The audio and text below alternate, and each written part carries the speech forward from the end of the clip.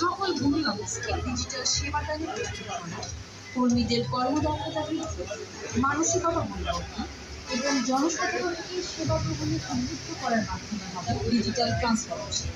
এক্ষেত্রে ভূমি অফিসগুলোকে সেবাদানে প্রস্তুত করার জন্য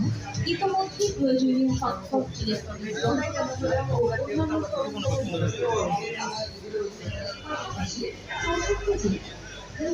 বা নাগরিক পরিষেবা কর্মকর্তা কেন্দ্র স্থাপিত হবে,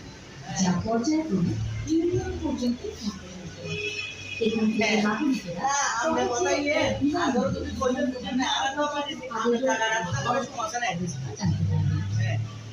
এছাড়াও অটোমেটেড ভূমি সেবা সম্পর্কে কর্মীদের কর্মদক্ষতা বৃদ্ধি ও নাগরিক বান্ধব সেবা প্রদানের সক্ষমতা বাড়ানোর জন্য 17,000